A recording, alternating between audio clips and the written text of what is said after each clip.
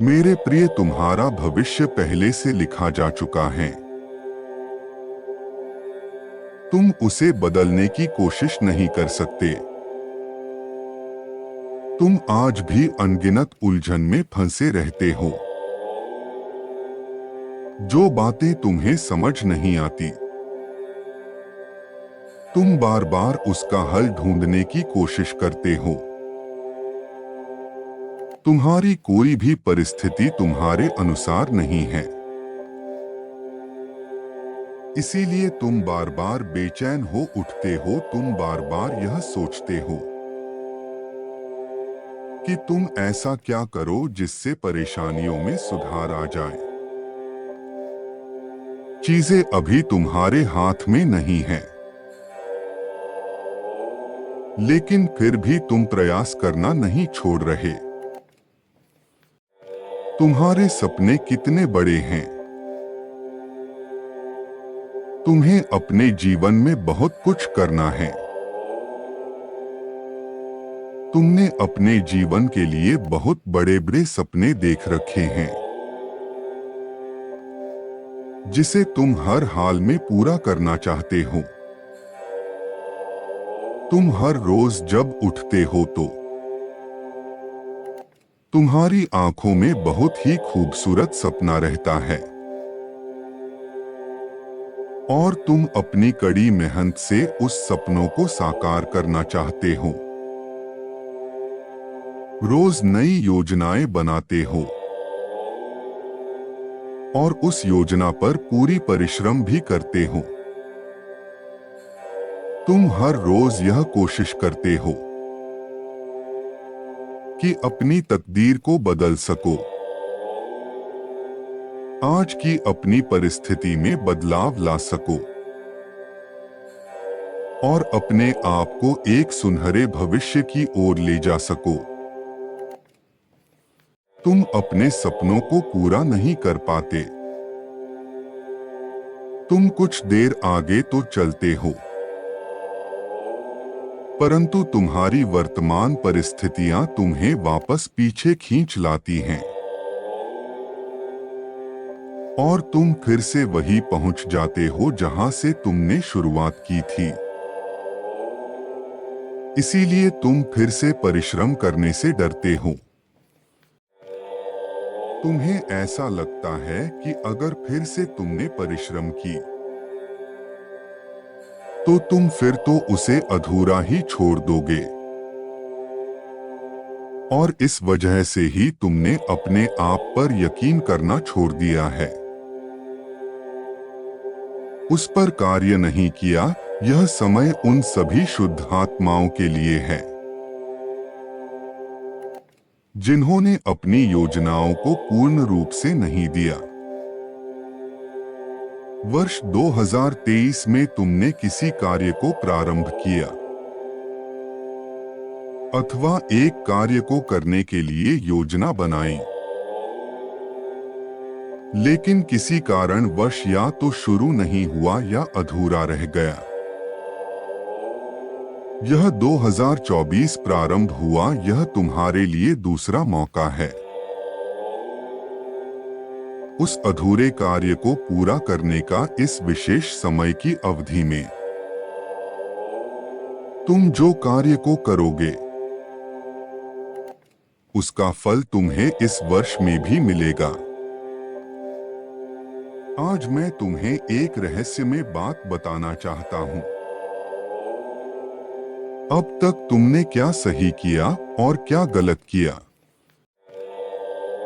इसका मूल्यांकन करने का वक्त है। क्योंकि सूर्य की गति और उसकी बढ़ती तेज इस बात का प्रमाण है। यह समय प्रकृति ने तुम्हें दिया है। कौन सी चीज है जिसे तुम्हें छोड़ना होगा, और कौन सी ऐसी चीज है इसके लिए आगे बढ़ना होगा। आध्यात्मिक जिज्ञासु व्यक्ति के लिए आध्यात्मिक उन्नति मिलेगी। मेरे प्रिय, यह समय उन लोगों के लिए कष्टकारी होगा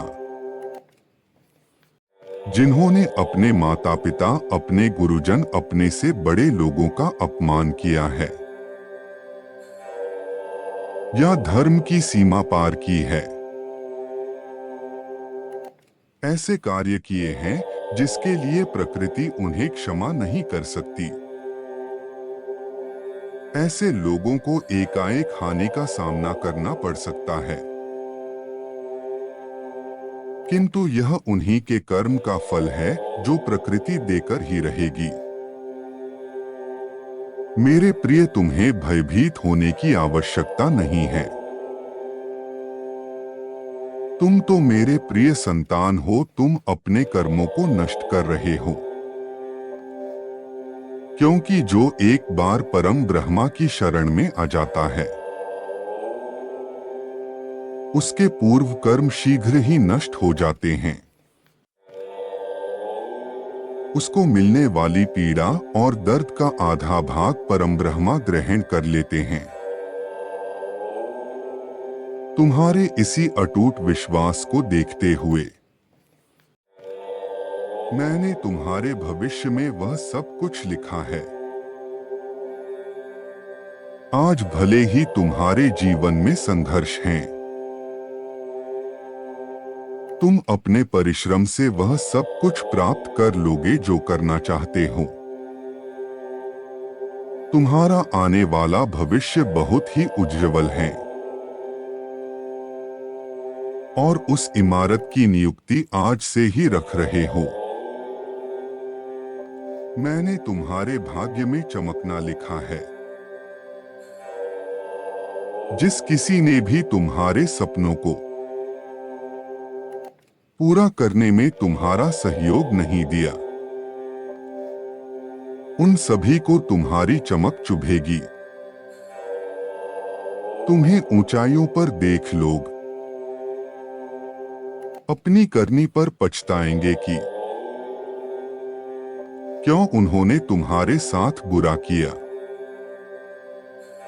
वह तरसेंगे फिर से तुम्हारी दोस्ती करने के लिए, मगर व्यक्ति को बराबर का समय मिलता है अपनी करनी को सुधारने के लिए, और तुम्हें भी वह मौका मिलेगा। तुम उस मौके का अच्छे से इस्तेमाल करोगे, यही तुम्हें ऊंचाइयों पर लेकर जाएंगे। इस संदेश को पूरी तरह से अपनाने के लिए कमेंट बॉक्स में I claim this magical message अवश्य लिखना। तुम जो कार्य को करोगे उसका फल तुम्हें इस वर्ष में भी मिलेगा। आज मैं तुम्हें एक रहस्यमय बात बताना चाहता हूं। अब तक तुमने क्या सही किया और क्या गलत किया, इसका मूल्यांकन करने का वक्त है, क्योंकि सूर्य की गति और उसकी बढ़ती तेज इस बात का प्रमाण है। यह समय प्रकृति ने तुम्हें दिया है। कौन सी चीज है जिसे तुम्हें छोड़ना होगा और कौन सी ऐसी चीज है इसके लिए आगे बढ़ना होगा। आध्यात्मिक जिज्ञासु व्यक्ति के लिए आध्यात्मिक उन्नति मिलेगी। मेरे प्रिय, यह समय उन लोगों के लिए कष्टकारी होगा जिन्होंने अपने माता पिता, अपने गुरुजन, अपने से बड़े लोगों का अपमान किया है या धर्म की सीमा पार की है।